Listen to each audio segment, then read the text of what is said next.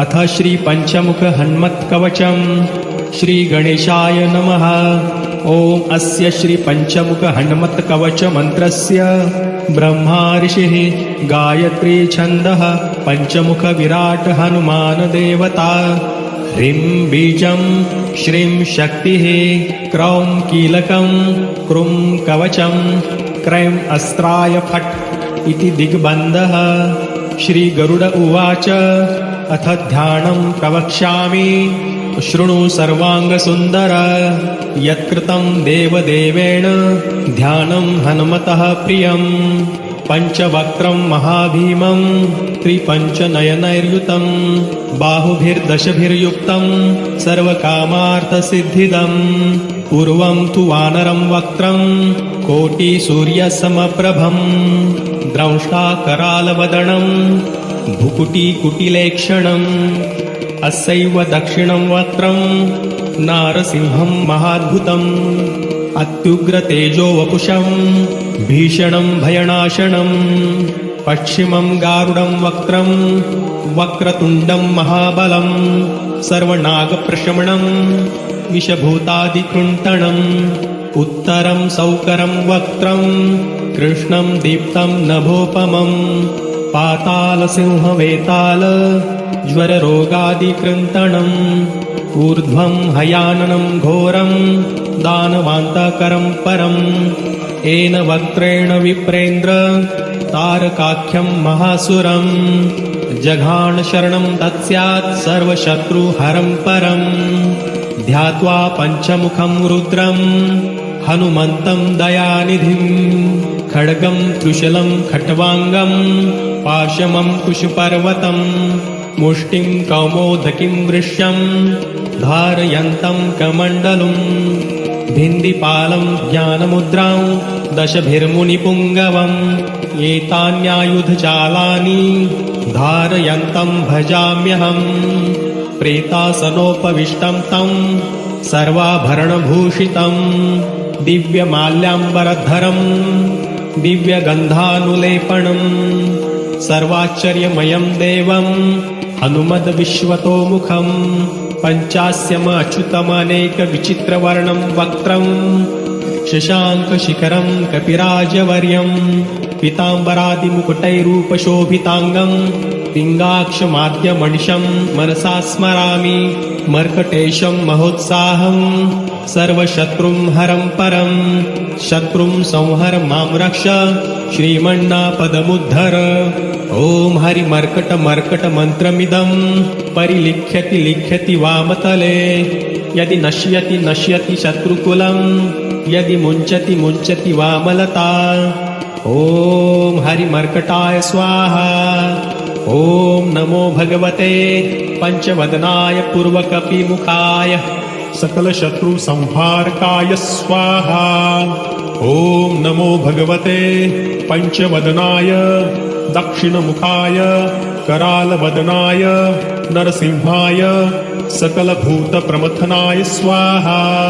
ॐ नमो भगवते पंचवदनाय पश्चिममुखाय गरुडाननाय सकलविषहराय स्वाहा।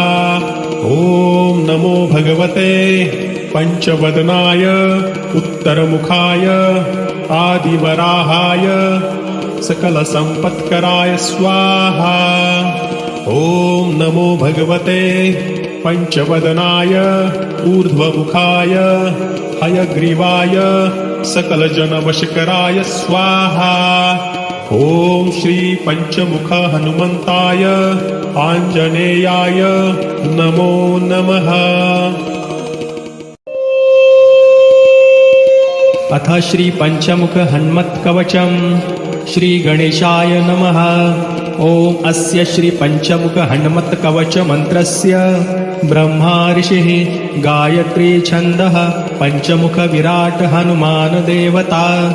ह्रीं बीजं श्रीं शक्तिः क्रौं कीलकं क्रूं कवचं क्रैं अस्त्राय फट् इति दिग्बन्धः।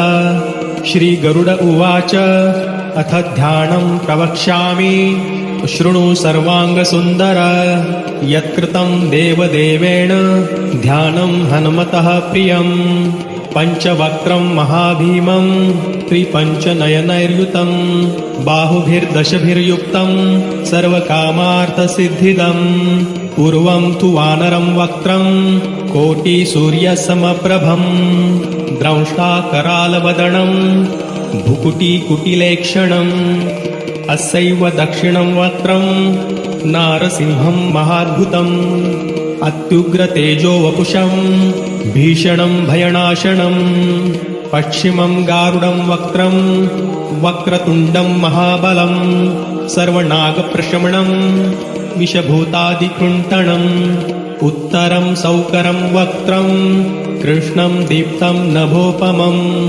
पातालसिंहवेताल ज्वररोगादिकृन्तणम् ऊर्ध्वं हयाननं घोरं दानवान्तकरं परम् येन वक्त्रेण विप्रेन्द्र तारकाख्यं महासुरं जघान शरणं तत्स्यात् सर्वशत्रुहरं परम् ध्यात्वा पञ्चमुखं रुद्रं हनुमन्तं दयानिधिं खड्गं त्रिशूलं खट्वाङ्गं पाशमं कुशपर्वतं मुष्टिं कौमोदकीं वृष्यं धारयन्तं कमण्डलुं भिन्दिपालं ज्ञानमुद्रां दशभिर्मुनिपुङ्गवम् एतान्यायुधजालानि धारयन्तं भजाम्यहम् प्रेतासनोपविष्टं तं सर्वाभरणभूषितं दिव्यमाल्याम्बरधरं दिव्यगन्धानुलेपनं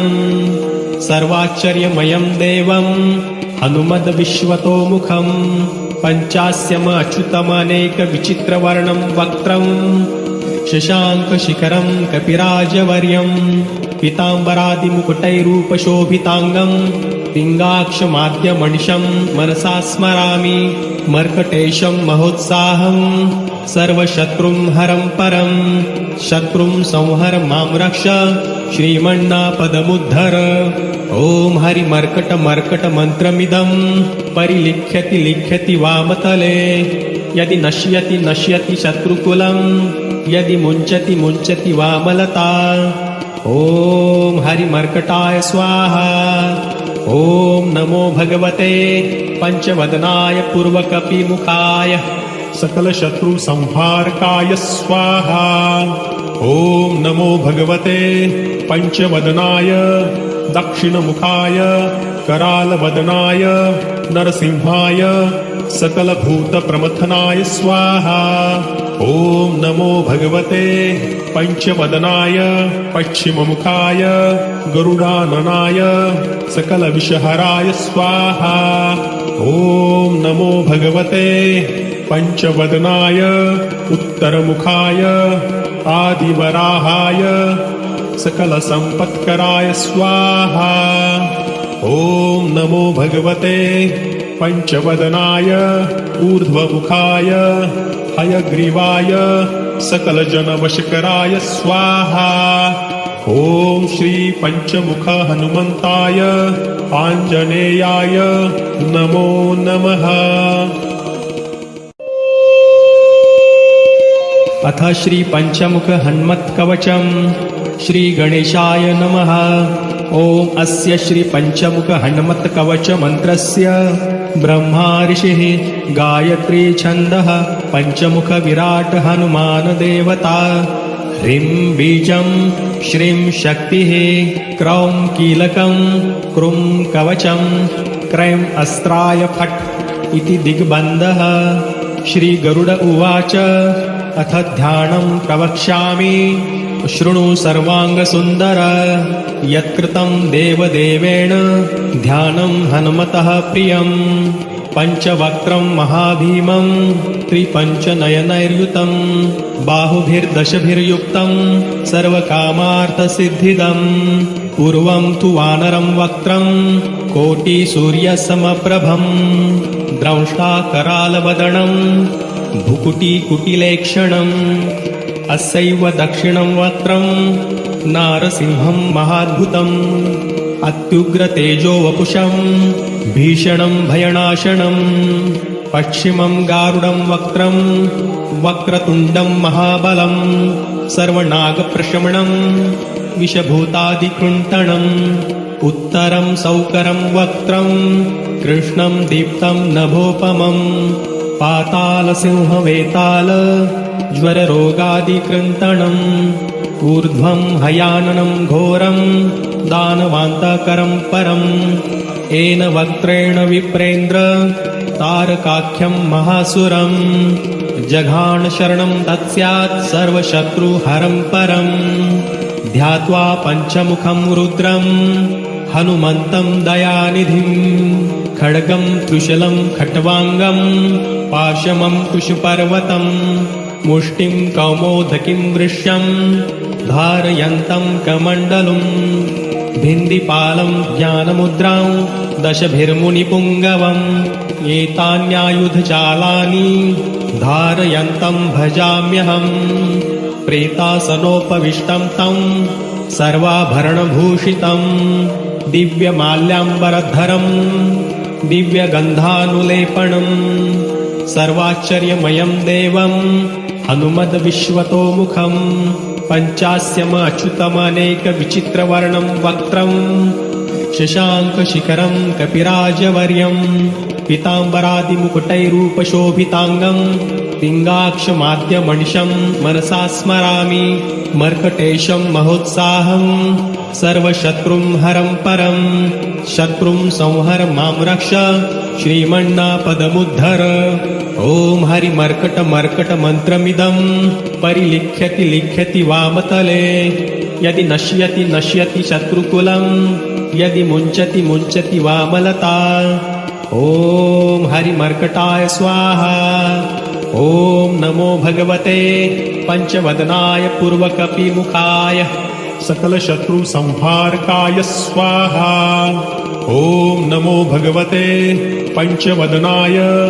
दक्षिणमुखाय करालवदनाय नरसिंहाय सकलभूतप्रमथनाय स्वाहा ॐ नमो भगवते पञ्चवदनाय पश्चिममुखाय गरुडाननाय सकलविषहराय स्वाहा ॐ नमो भगवते पञ्चवदनाय उत्तरमुखाय आदिवराहाय सकलसम्पत्कराय स्वाहा ॐ नमो भगवते पञ्चवदनाय ऊर्ध्वमुखाय हयग्रीवाय सकलजनवशकराय स्वाहा ॐ श्री पञ्चमुख हनुमन्ताय आञ्जनेयाय नमो नमः।